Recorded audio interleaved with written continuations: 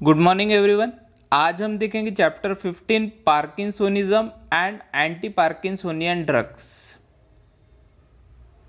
जिसमें हम फर्स्ट देखते हैं what is Parkinson's disease. Parkinson's disease is a disorder of dopaminergic nerve fibre. तो पार्किंसंस डिसीज जो है ये डिसऑर्डर है आपका डोपामिनर्जिक नर्व फाइबर्स का। The extra pyramidal system which contain basal ganglia and substantia nigra, which controls the body movement by the balance between cholinergic excitatory and dopaminergic inhibitory influences। तो हमारे जो brain में extra pyramidal system होता है उसमें basal ganglia and substantia nigra जो होता है वो कंट्रोल करता है बॉडी के मूवमेंट्स को, जो हमारी बॉडी मूव करती है with the help of this basal ganglia and substantia nigra. तो ये कैसे कंट्रोल करती है? By the balance between cholinergic excitatory and dopaminergic inhibitory influence. तो कोलिनर्जिक एक्साइटरी इन्फ्लुएंस की वजह से और डोपामिनर्जिक इनहिबिटरी इन्फ्लुएंस के बैलेंस की वजह से हमारी बॉडी का मूवमेंट जो है वो प्रॉपर होता है। But in case of Parkinson disease, अब पार्किंसन डिसीज में क्या होता है? There is a progressive loss of the dopaminergic fibre due to decrease in the number of melanin containing neuron in the substantia nigra. तो Parkinson disease में क्या होता है, जो हमारा सब्सटेंशिया नाइग्रा जो होता है, substantia nigra nothing but a part of basal ganglia, basal ganglia का ही पार्ट होता है सब्सटेंशिया नाइग्रा। वहाँ में मेलानिन कंटेनिंग न्यूरॉन होते हैं जो कि कंट्रोल होते हैं with the help of dopamine neurotransmitter. तो ये मेलानिन कंटेनिंग न्यूरॉन जो कि प्रेजेंट है सब्सटेंशिया नाइग्रा में, उसका प्रोग्रेसिवली लॉस होता है इन case of Parkinson disease. Means progressively loss means ये जो नर्व फाइबर है और न्यूरॉन्स है ये डेड होने लगते हैं जब भी पार्किंसन डिसीज होता है, और इसकी वजह से जो बैलेंस होता है between cholinergic excitatory and dopaminergic inhibitory nerve fibres का वो बिगड़ जाता है। तो therefore the balance of control of the extrapyramidal system is lost and symptoms arise because of cholinergic excitatory predominance unopposed by inhibitory dopaminergic influence। तो जो balance है वो बिगड़ जाता है due to progressive loss of the dopaminergic fibre in substantia nigra. जो substantia nigra में जो डोपामिनर्जिक फाइबर है उसका लॉस होने की वजह से बैलेंस बिगड़ जाता है, और बैलेंस बिगड़ने के वजह से कोलिनर्जिक एक्साइटरी प्रीडोमिनेंस में आ जाते हैं और उन्हें अपोज करने के लिए इनहिबिटरी डोपामिनर्जिक नर्व फाइबर्स वहाँ पे प्रेजेंट नहीं रहते। इसकी वजह से जो बैलेंस है एक्स्ट्रा पिरामिडल सिस्टम का वो लॉस होता है, और पार्किंसन डिसीज में ये चीज होता है और इससे होने वाले सिम्टम्स दिखने लगते हैं। अब हम देखते हैं classification of anti Parkinsonian drugs. Parkinson's disease is characterised by muscular rigidity, tremors and akinesia. अब पार्किंसन डिसीज को अगर कैरेक्टराइज करना जाए तो उनके इसमें मसल्स रिजिडिटी आते हैं, उनकी मसल्स जो है वो बहुत ज़्यादा रिजिड हो जाते हैं, वो मसल्स को इजीली कॉन्ट्रैक्ट भी नहीं कर पाते या फिर रिलैक्स भी नहीं कर पाते ड्यू टू एक्साइटरी प्रीडोमिनेंस। जो acetyl choline controlling nerve fibres होते हैं उनका प्रीडोमिनेंस होने की वजह से ट्रिमर्स भी आते हैं। इसके अलावा अकाइनेशिया, अकाइनेशिया ऐसी कंडीशन है जिसमें कि पेशेंट जो है वॉलेंटरी मूवमेंट करने में प्रॉब्लम आता है पेशेंट को वॉलेंटरी मूवमेंट करने में, उसे बहुत ही तकलीफ जाती है, वो कंडीशन को हम अकाइनेशिया बोलते हैं। तो जिसे भी पेशेंट को पार्किंसन डिसीज होता है उसमें ये चीज़ें दिखती है। एक तो मसल्स रिजिडिटी, इसके अलावा ट्रिमर्स दिखते हैं और उन्हें चलने में तकलीफ होता है, जो वॉलंटरी मूवमेंट करने में उन्हें तकलीफ होता है।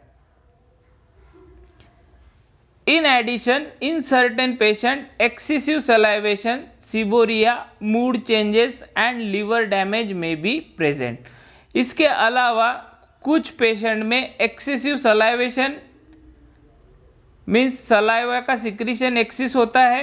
सिबोरिया स्पेशली स्केलिंग ऑफ स्काल्प, जो हमारा हेयर है, हेयर स्काल्प जो हमारी स्किन है उस पे स्केलिंग होने लगता है, means excessive growth of skin होता है जिसकी वजह से स्केलिंग होता है और वो ईची होती है और हमें मीन्स वो इरिटेट करती है। तो सिबोरिक कंडीशन भी कोई पेशेंट में दिखती है जिन्हें पार्किंसन डिसीज हुआ है। इसके अलावा मूड चेंज होने वाला भी एक सिम्टम दिखता है और कुछ पेशेंट में लीवर डैमेज भी दिखता है।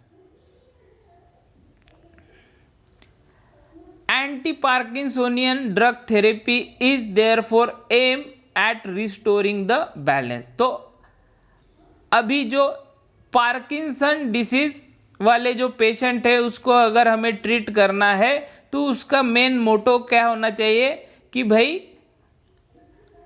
जो एक्साइटरी इन्फ्लुएंस है as well as inhibitory influence है उसमें बैलेंस बनाना। ठीक है, जो इम्बैलेंस हुआ है उसे बैलेंस बनाना, ये हमारा एंटी पार्किंसोनियम ड्रग थेरेपी का मेन एम है।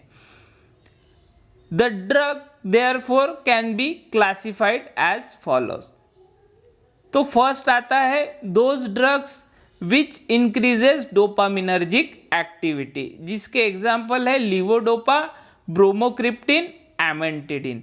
तो अब ये बैलेंस कैसा बनाएंगे, एक तो हम डोपामिनर्जिक एक्टिविटी बढ़ाएंगे और डोपामिन का लेवल जो है हम एसिटाइलकोलिन के बराबर लाने का कोशिश करेंगे।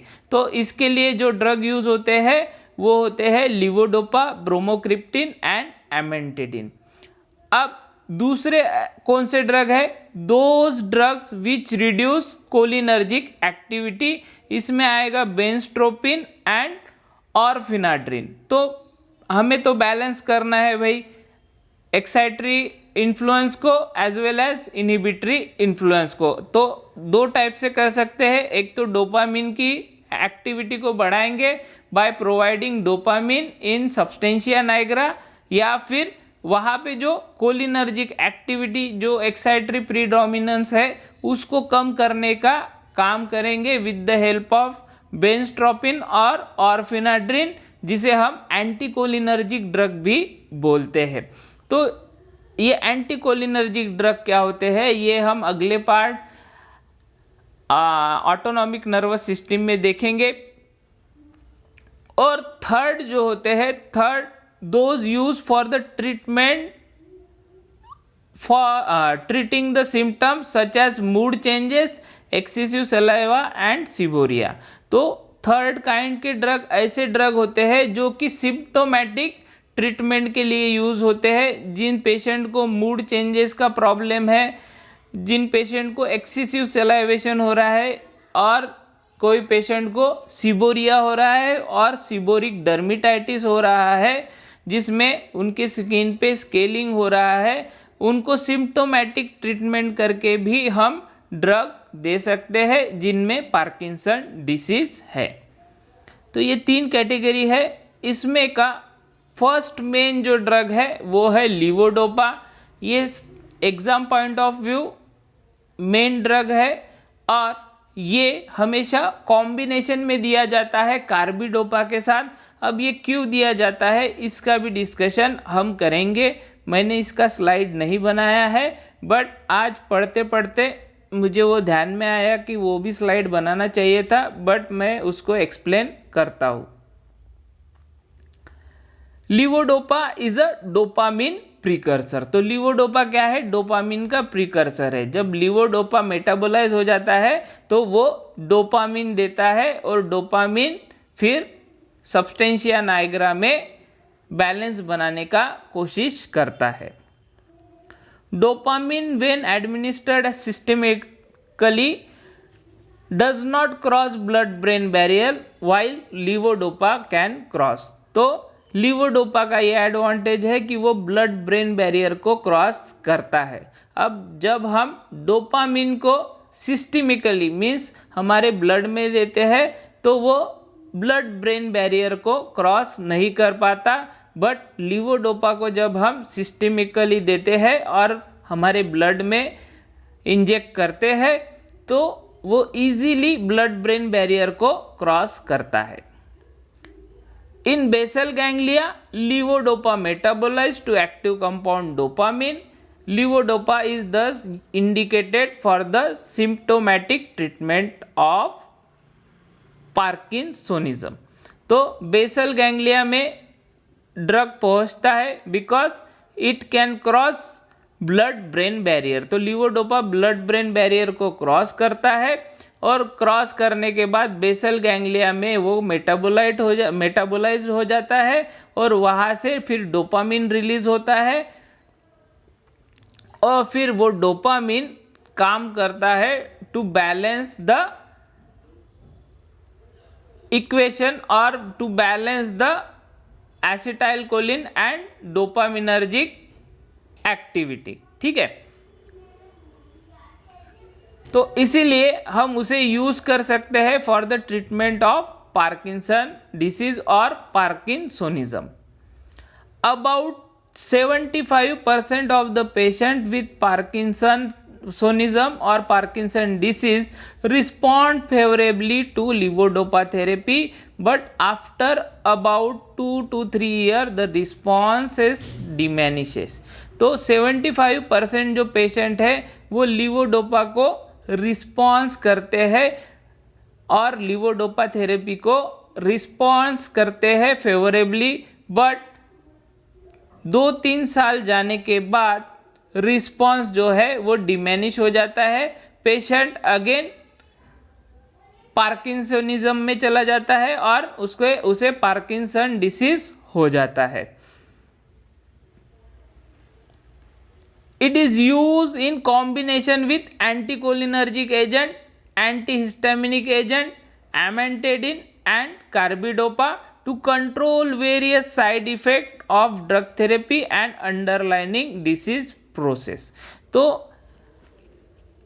ये जो ड्रग है लीवोडोपा ये कॉम्बिनेशन में यूज करते हैं विथ एंटीकोलिनर्जिक ड्रग। जैसा कि मैंने बोला था अभी बैलेंस हमें करना है, एक तो कोलिनर्जिक एक्टिविटी को as well as dopaminergic activity को, जिसकी वजह से हमारा जो पार्किंसन डिसीज वाला पेशेंट है वो ट्रीट हो सके और उसका जो ट्रीटमेंट हो सके। तो बैलेंस करना हमारा काम है। तो डोपामिन क्या करता है? इनिबिटरी एक्टिविटी बढ़ाता है, as well as anticholinergic agent क्या करता है? एक्साइटरी एक्टिविटी को कम करने का काम करता है। तो इसीलिए लीवोडोपा को हम कॉम्बिनेशन में यूज कर सकते हैं विथ एंटीकोलिनर्जिक एजेंट।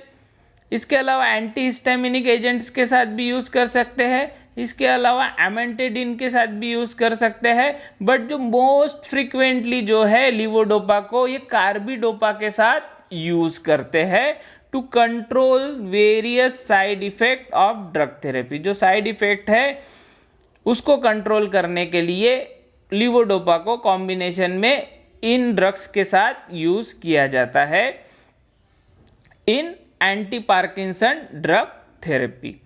अब ध्यान से सुनिएगा कि भाई लीवोडोपा को कार्बिडोपा के साथ यूज क्यों करते हैं। ठीक है, अब इसका ये मोस्टली एग्जाम में पूछे जाने वाला रीजन है, तो इसका एक्सप्लेनेशन मैं आपको कर रहा हूं कि लीवोडोपा को कार्बिडोपा के साथ क्यों दिया जाता है। जब हम लीवोडोपा लेते हैं पेरिफेरल में एक एंजाइम होता है डोपामिन डी कार्बोक्सिलेज। ठीक है, डोपामिन डी कार्बोक्सिलेज।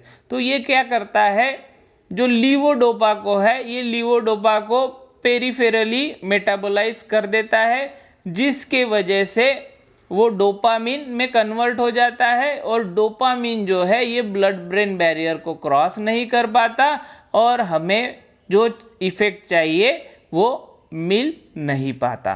तो डोपामिन डीकार्बोक्सिलेज जो एंजाइम है ये पेरिफेरली हमारे बॉडी में प्रेजेंट रहता है।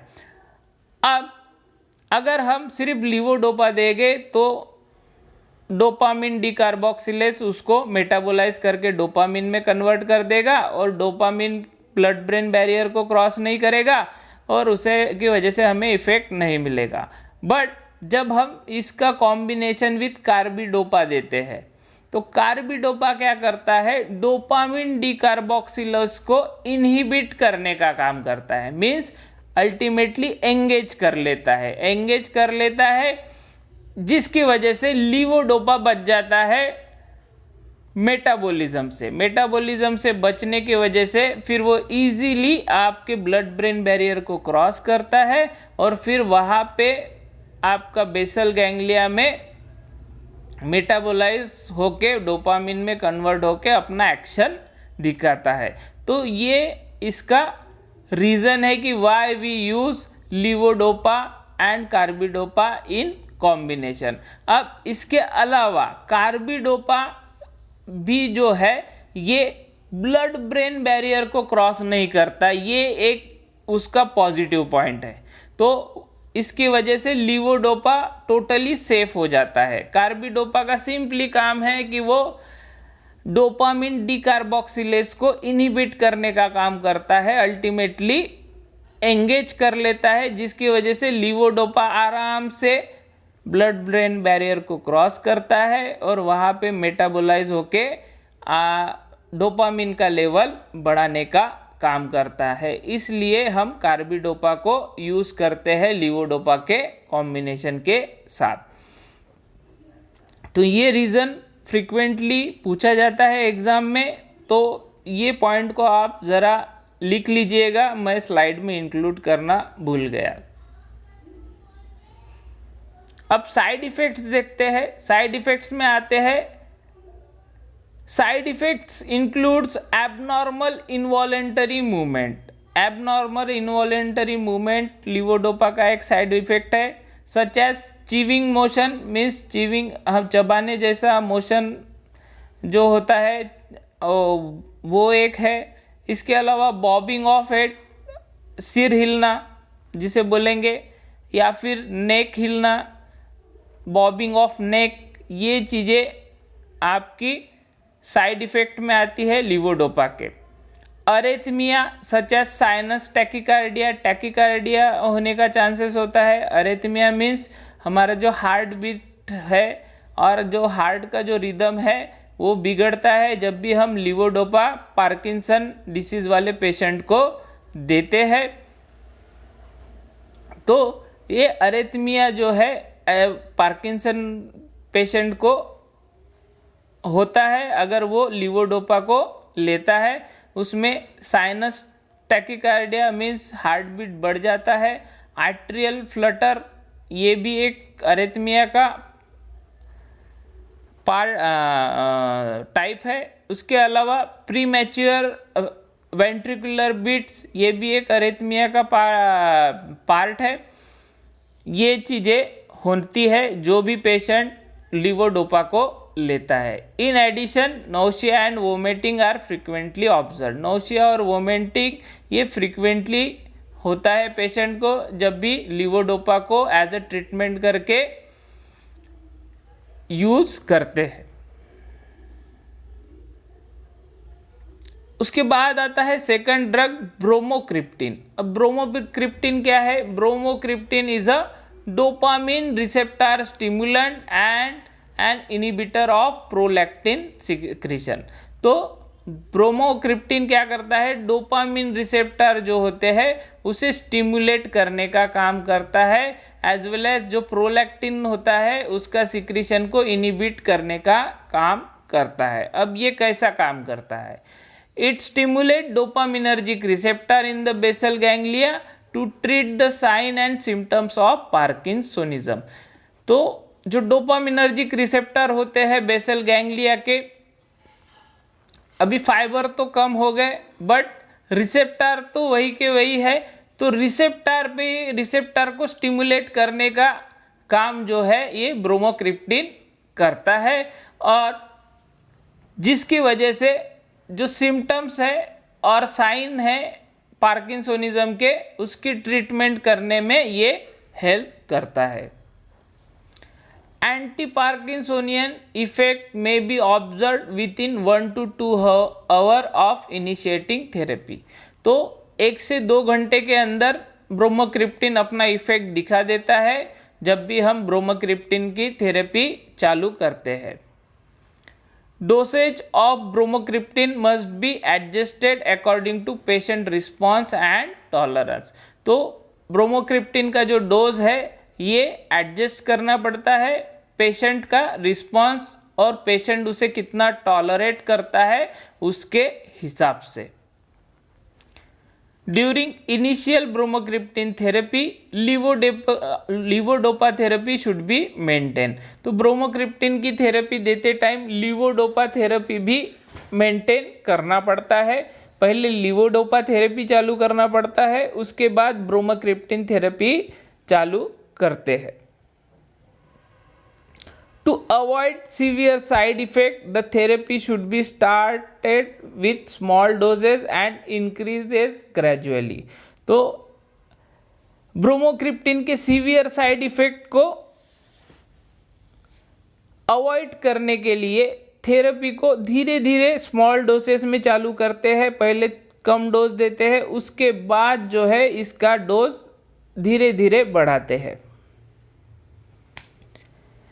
Hypotension, involuntary movement, headache, migraine, dizziness, lightheadedness and sedation have been reported as side effect of bromocriptine therapy। तो हाइपोटेंशन एक साइड इफेक्ट है, इनवॉलेंटरी मूवमेंट्स एक इसका साइड इफेक्ट है, इसके अलावा सिर दुखना, माइग्रेन की शिकायत, उसके अलावा डिजीनेस मीन्स सर चकराना, लाइट हेडेडनेस या फिर सीडेशन मीन्स स्लीप इंड्यूस करने वाला इफेक्ट भी ये ब्रोमोक्रिप्टिन ड्रग देता है during bromocriptine therapy to Parkinson disease patient. ठीक है, जो पार्किंसन डिसीज पेशेंट को थेरेपी देते हैं ब्रोमोक्रिप्टिन की, तब ये सब साइड इफेक्ट्स दिखते हैं। इसके बाद हमारा थर्ड ड्रग आता है amantadine. Amantadine is an antiviral drug and is known to reduce the clinical manifestation of parkinsonism. तो अमेंटेडिन क्या है? एंटीवायरल ड्रग है और इसको यूज करते हैं for clinical manifestation of parkinsonism.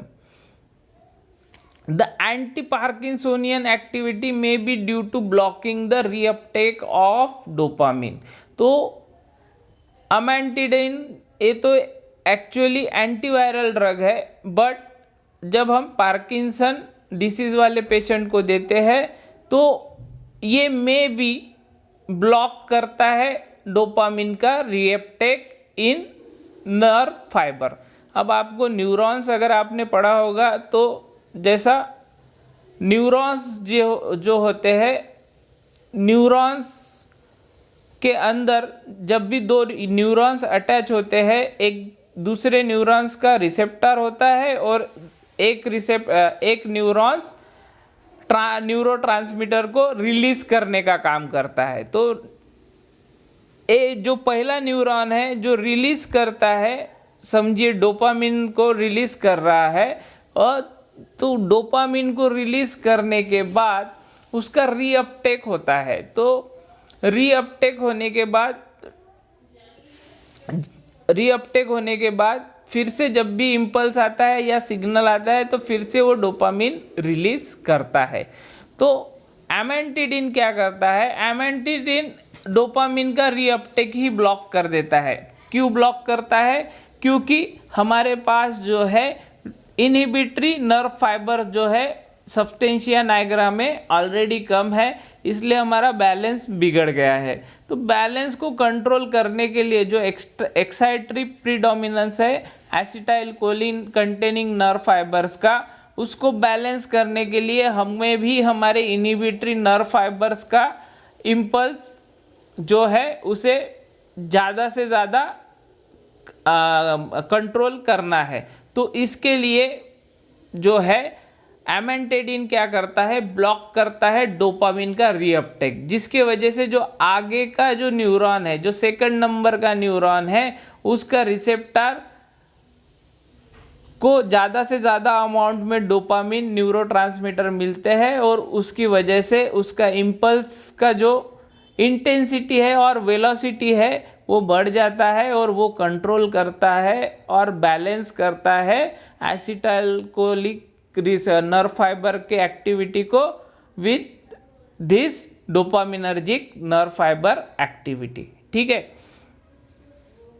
थोड़ा कॉम्प्लिकेटेड लग रहा होगा बट सिंपल है कि भाई डोपामिन का रीअपटेक जो है उसे ब्लॉक करता है सीधी सीधी, और ब्लॉक करने की वजह से जो डोपामिन जो है वो डोपामिन वही का वही रुका रहता है। रिसेप्टर क्या करता है, रिसेप्टर डोपामिन से बाइंड हो जाता है, इम्पल्स जनरेट करता है, दूसरा जो न्यूरॉन है वो तीसरे न्यूरॉन्स को अटैच ऐसा है करके एक पूरा चेन बना रहता है नर्व फाइबर्स का।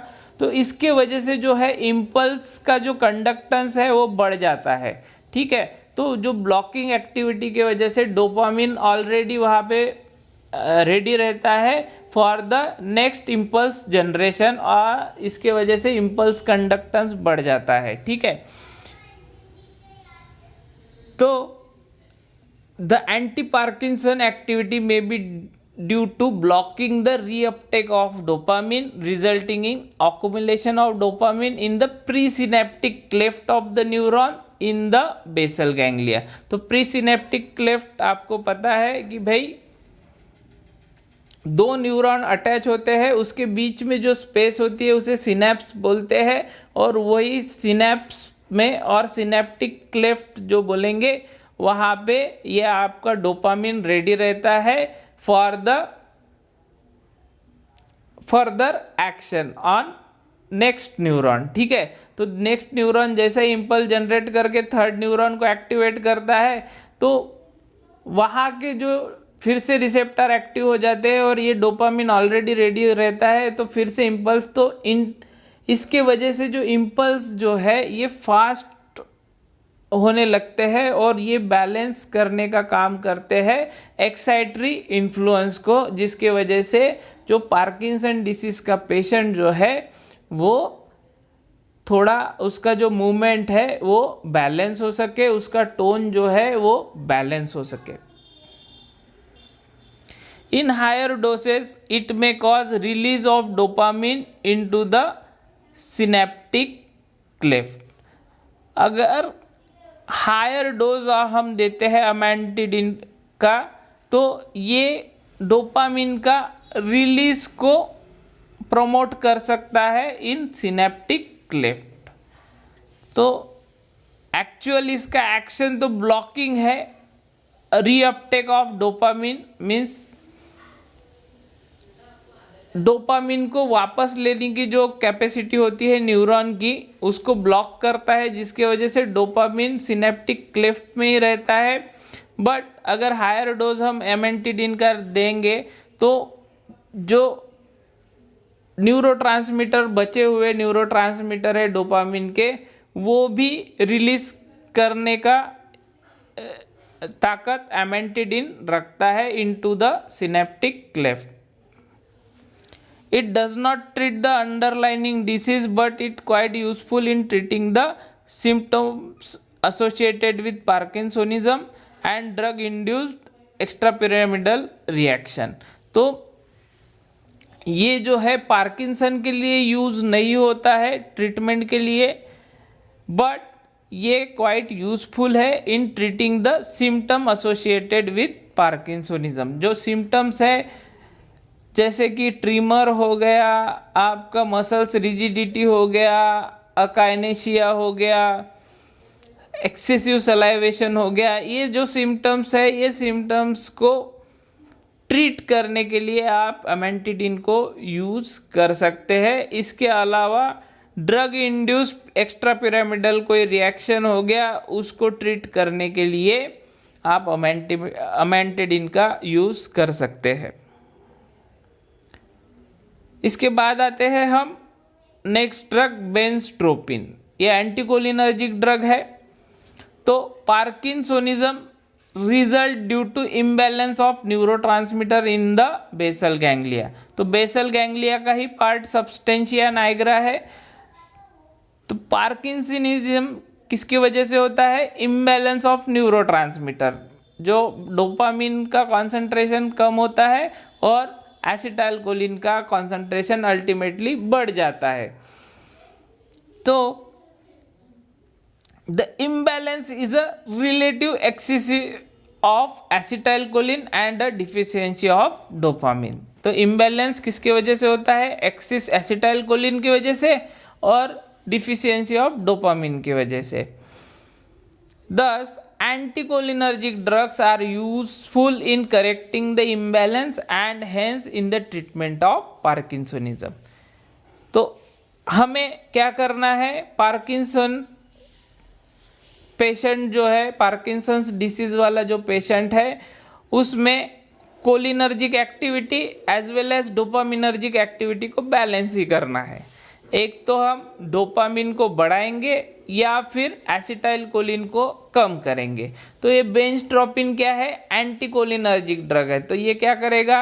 एसिटाइलकोलिन एक्टिविटी जो है इसको कम करने का काम करेगा, जिसके वजह से जो जितने भी डोपामिन कंटेनिंग नर्व फाइबर्स बची है जो कि इम्पल्स जनरेट कर रही है, उसके वजह से बैलेंस जितनी भी डोपामिन कंटेनिंग नर्व फाइबर्स बची है उसके साथ बैलेंस करने का कोशिश करेगा या फिर वो इम्बैलेंस को करेक्ट करने का काम करेगा ये एंटीकोलिनर्जिक ड्रग, जिसका नाम है बेंजट्रोपिन। ठीक है, तो इसलिए हम बेंजट्रोपिन को भी यूज़ कर सकते हैं for the treatment of parkinsonism. अब ये एंटीकोलिनर्जिक ड्रग हो गया, एंटीहिस्टामिनिक ड्रग हो गया, एज वेल एज कार्बिडोपा जो है, ये ड्रग मोस्टली यूज़ किए जाते हैं इन कॉम्बिनेशन विथ लीवोडोपा। अब लीवोडोपा का पहला ही हमने डिस्कशन कर लिया है। तो लीवोडोपा ये मेन ड्रग है, बट इसके साथ आप बेंजट्रोपिन को भी दे सकते हैं, एज वेल एज कार्बिडोपा को भी दे सकते हैं, as well as antihistaminic drug को भी हम दे सकते हैं। तो ये हो गया हमारा Parkinson disease and anti Parkinson drugs का डिटेल। ये है आपके सिलेबस में। If you like the video then share and subscribe my channel. Thanks for watching. God bless you.